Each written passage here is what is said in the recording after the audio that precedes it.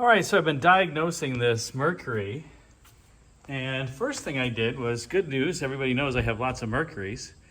So I robbed the Autolite 4300 off of another 68 Mercury. I don't have the choke heater and all that set up or all the vacuum lines. I've just plugged them off temporarily so I can swap this thing on and off quickly. So first thing I did was, there's my old carburetors on here, swap it out with a good one. And what happened? It still ran like crap. And the car that this came off of was perfect. So then I took it off again and I looked at all the gaskets.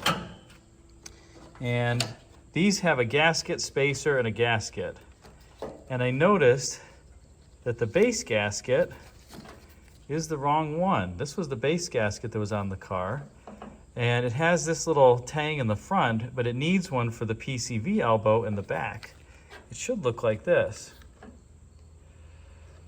And the buyer had, or the seller had double gasketed it. There was this gasket and this one that were double stacked on the underside of this phenolic spacer. So that created a vacuum leak.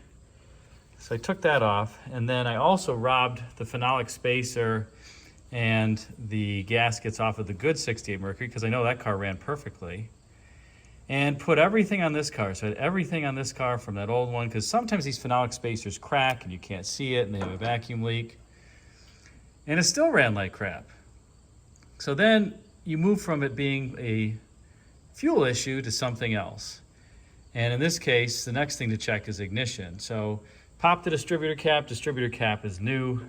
The rotor's new, so that isn't the issue. Then what I like to do is, sometimes what people like to do, I have a little pair of rubber insulated pliers. You go around, you run the engine, you pull the spark plug wire off and see if the engine changes idle speed or not. Well, it was a little bit hard because it was running really rough, and I had to keep one hand on the throttle while I was doing that. And instead, it was easier. I just hooked my timing light up to the wires and then saw if it was blinking or not. What I found was on cylinder number 4, my timing light was not blinking.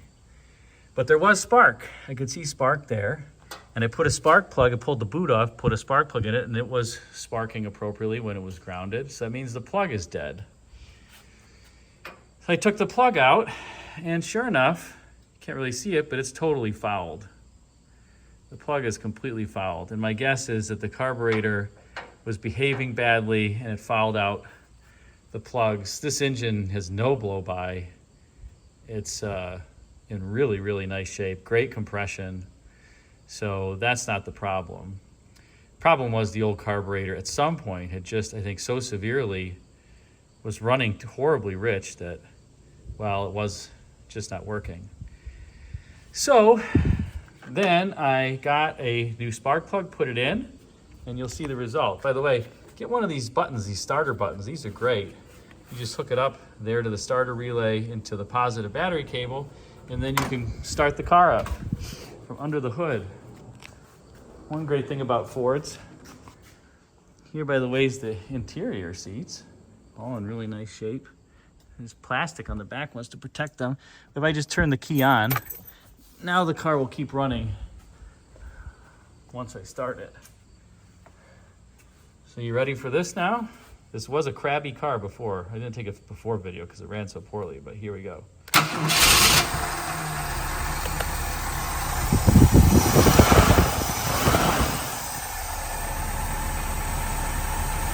Runs perfect. Now the idle speed's a little slow because this carburetor is jetted for a 390. This is a 428, but the engine is just purring. So I'm going to go around and replace all the spark plugs. If one was fouled because of that old carburetor, I bet the rest are maybe somewhat fouled. And it's an easy replacement, but there you go.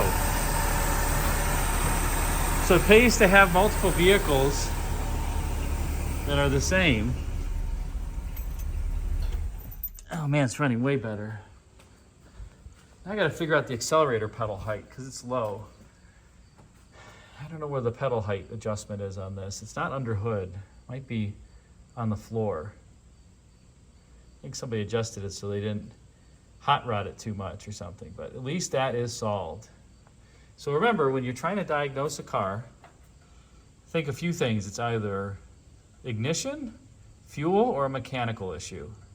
And start with the easiest things first. I knew the seller told me the carburetor was acting up, so just swapped out the carburetor, still had a problem. And I didn't hear any ticking, knocking, anything in the engine, so it's got to be an ignition problem. Visually inspected the cap underneath and the rotor, it all looked fine. But it still ran rough. And like I said, I just put my timing light on each of the spark plug wires, found cylinder number 4 was one that wasn't firing. Pulled the plug out, plug is fouled, replaced the plug, and voila. So at least the car runs quite well now, and I can go to the next step in terms of what I want to do with it. But always fun when you kind of figure out some of these cars. But yeah, get yourself one of these little starter buttons. They're handy for your Fords.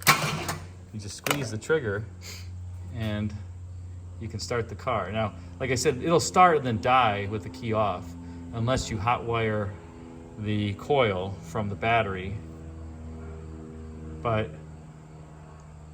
you just turn the key on and then it'll run.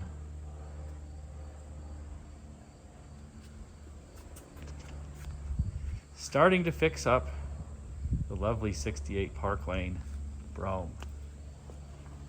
Somebody wanted to see the interior without all this towels on it, so there you go.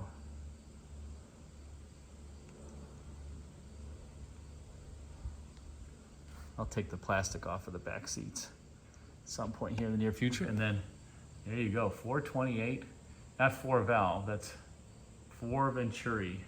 Ford used to call it 4 Venturi as opposed to barrels. That just means that it's a 4-barrel carburetor.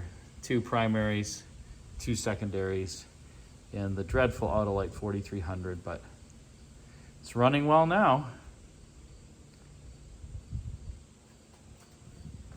Stay tuned for more. I should have this at least drivable here in the not too distant future. Got to clean up all my tools and fun little things.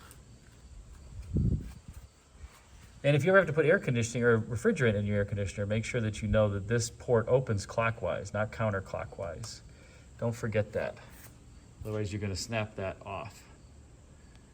Not any of these 2-piston York Tecumseh compressors. Thanks again for watching.